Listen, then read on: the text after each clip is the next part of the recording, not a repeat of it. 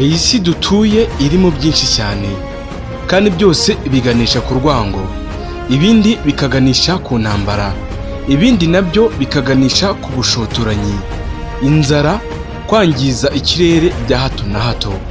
Kuva mu mwaka w'ibihumbi 2019, kuva mu mwaka w'ibihumbi 2020, kuva mu mwaka w'ibihumbi 2021, kuva mu mwaka w'ibihumbi 2022, kuva kandi mu mwaka w'ibihumbi 2023 n'aka kanya mu mwaka w'ibihumbi 2024.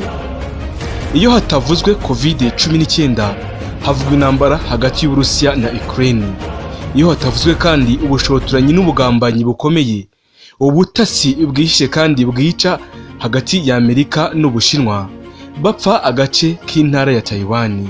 Havugwa intambara cyangwa se amakimbirane arimo jenoside ikorerwa abatutsi bavuga ururimi rw'Ikinyarwanda muri Repubulika Iharanira Demokarasi ya Kongo hagati ya M23 na leta ya Repubulika Iharanira Demokarasi ya Kongo.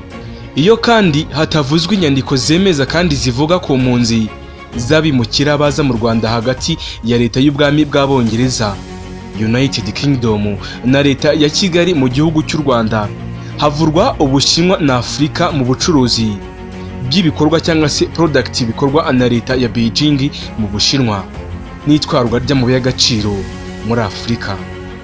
Iyo kandi hatavuzwe ihumanya ry'ikirere no gushya ku isi ibizwi nka greenhouse effect cyangwa se uvuga global warming, havugwa intambara ikaze y'umwakaka kandi yica ikanarimbura ikiremwa muntu, itanasize inyamaswa ndetse n'ibidukikije hagati ya Israeli, Palestina, Hamas ndetse na Hezbollah. Byose nibyo uri kuvugwa aka kanya kanone muri iyi si turi kuvugana. Wewe ukinyumva, wowe ukiri muzima, wowe ukireba, nibyo ngibyo uri kumva.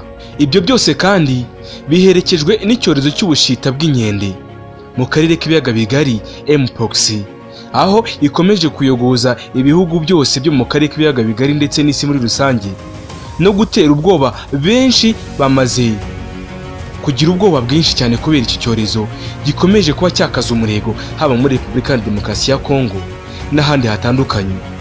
Ibi kandi wabibaza Repubulika ya Demokarasi ya Kongo, u Rwanda, Cameroon, Nigeria n'ahandi mu myaka ya kera. Iyi ndwara ikomoka ku nkende n'imbeba z'inyamabere aho ikomeje kuba yaba ikindi cyorezo kirimbuzi kandi ku isi giteye ubwoba. Ubu aka kanya abadogiteri, abashakashatsi mu by'ubuzima n'ubuvuzi bwa gihanga bose ntago basinziriye, bari gushaka icyakorwa kugira ngo icyorezo cya Monkeypox cyangwa se Mpox virus kirebe ko cyagabanizwa umukara cyangwa se umurego. Aka kanya kandi nta kindi kiri mu bitangazamakuru ibivuga n'ibyandika hirya no hino ku isi atari urupfu rwa Fawad Shakur Said Muhasani, uwo nakita ikihebe gikuru. Aka kanya nicyo kiri kuvugwa. Nitwa Eric Nshimiyimana niyo muri kumva, naho iyi nibizazamenya muri kumwe. Ubuvumbuzi, siyanse, ubushakashatsi bucukumbuye, imikino n'imyidagaduro, ibyamamare muri politike, byose nta handi wabikura atari kuri bizaza menya. Nawe kandi ukoze subscribe aka kanya ndagushimiye. Menya ko utangiye ubuzima bushya n'urugendo rushya rwo kumenya isi n'abayituye. Muhaye ikaze. Ndagusabye untege amatwi umunota ku munota, isogonda ku isogonda, maze wumve byose uko byakabaye. Wumve isi n'abayituye, uraza kumenya kandi unasobanukirwe. Ntukureho telefoni yawe cyangwa se ikoranabuhanga uri gukoresha kugira ngo nyumve, kugira ngo wumve aya majwi kandi wumve ibyo naguteguriye uyu munsi. Minisitiri w'ingabo za Israeli Yoav Gallant abinyujije ku rubuga rwa X yishimiye igikorwa cyakozwe n'ingabo z'igihugu cyitwa IDF zikica umuyobozi mukuru mu bya gisirikare w'umutwe wa Hezbollah witwa Fawad Shakur Said Muhasani aguye i Beirut muri Libani. Ibi nkaho byakabaye igisirikare cya Israel cyahitanye umuyobozi mukuru mu bya gisirikare w'umutwe wa Hezbollah Fawad Shakur Said Muhasani, byose bikaba bibaye mu ntambara n'amakimbirane ari hagati ya leta ya Israel, Palestina, Hamas n'ahandi hatandukanye. Uyu minisitiri wa Israel yakomeje agira ati Fawad Shakur Said Muhasani yari afite amaraso y'abanyayisiraheli benshi ku ntoki ze. Iri joro twerekanye ko amaraso y'abantu bacu afite agaciro, kandi ntaho ingabo zacu zidashobora kugera ngo zikore ibishoboka no kurinda ubusugire bw'igihugu cyacu. Byose zirabikora mu bukakaka bw'imvugo ikakaye no kwishongora ku bihugu mpuzamahanga no ku yindi mitwe yitwara gisirikare. Ubona ko afite imbaraga mu mvugo ye ikakaye. Yakomeje agira ati, ndashaka gushimira ingabo za IDF, umugaba mukuru n'abandi bose n'abandi bayobozi b'ingabo ndetse n'abasirikare babarizwa mu mitwe ya IAF na IDI. Yakomeje agira ati, ibyo mukora uretse kuba biduha umutekano kandi ukomeye, bidutera n'ishema cyane, mutuma dushobora guhagarara imbere y'abanzi bacu, abantu bacu bagakomeza kubaho neza mu buzima bwiza n'ibikorwa byacu by'abanya Israheli. Si ubwa mbere iki gihugu gikomeye cyane nacyo mu bya gisirikare kuva mu mateka ya kera, haba no mu by'iyobokamana. Iki gihugu kirazwi, kiravugwa cyane, kirakomeye, ni Israheli. Uwo muyobozi muri Hezbollah bivugwa ko ari we wayoboye igitero cyagabwe kuwa gatandatu tariki ya 27 Nyakanga umwaka wa 2024 kikica abana bagera kuri 12 mu gace ka Golani kagenzurwa na Israheli.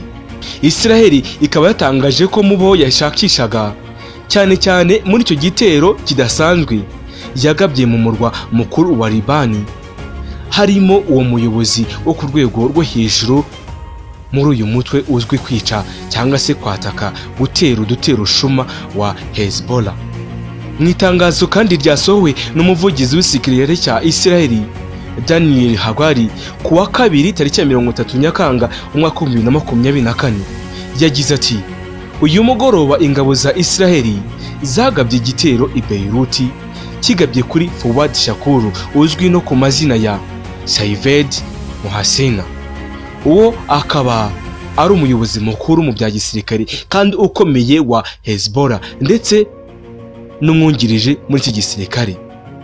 Yakomeje agira ati, Fouad Shakuru yari umuntu ukomeye cyane muri Hassan Nasrallah. Uyu akaba umuyobozi mukuru wa Hezbollah ndetse akaba n'umujyanama we mu bijyanye no gutegura no kubaka ibitero no kujya mu duce tumwe na tumwe dutandukanye bateramo ibitero bitandukanye kandi bikomeye cyane kandi byinshi bihitana ubuzima bw'abantu cyangwa se ikiremwa muntu.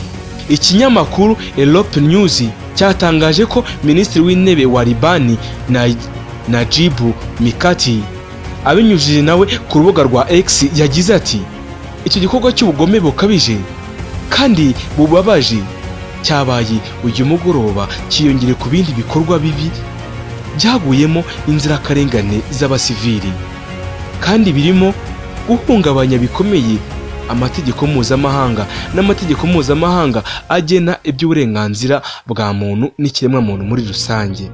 Mu magambo ye yakomeje avuga ko ku bijyanye n'urupfu rutunguranye kuri uyu mutwe wa Hezbollah ati, ni ikintu dushyize mu maboko y'umuryango mpuzamahanga, ukaba ugomba kubikurikirana ugashyira imbaraga zose mu gutegeka cyangwa se mu gushyira imbaraga kuri Israheli guhagarika ubushotoranyi. Mu bushotoranyi ikora ikubahiriza amahame n'amabwiriza mpuzamahanga agenga imiryango n'ubuzima bw'ikiremwamuntu. Minisiteri y'ubuzima muri Libani yatangaje ko muri rusange icyo gitero cyaguyemo abantu bagera ku bantu 3, abandi bagera kuri 74 barakomereka cyane bikabije. Barimo kandi n'abakomeretse cyane. Ibikorwa byo gushakisha ababaguweho bitandukanye by'inzu byasenyutse bikaba nabyo bigukomeje. Muri make abitabye Imana cyangwa se abaguye muri iki gitero bashobora kwiyongera, abakomeretse nabo bashobora kwiyongera.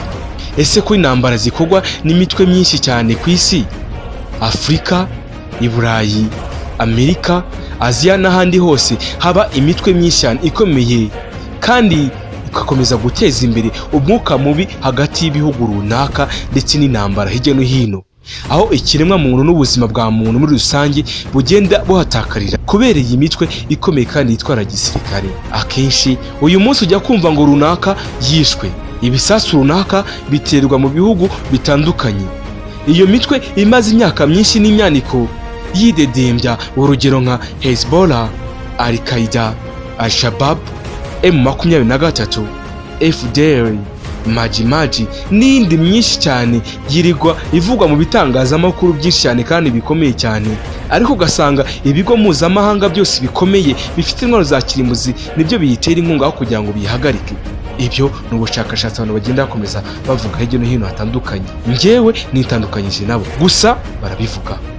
Bakomeza bagira bati niba igihugu runaka kizwi ko hari umutwe witwara gisirikare uri kurwanya leta runaka, kuki bitafatanya ngo birwanye uwo mutwe? Ahubwo ugasanga buri munsi iyo mitwe ifite itwara bya kirimbuzi n'inkota, ibyuma by'ikoranabuhanga, bibikura he ko nta mafaranga bifite?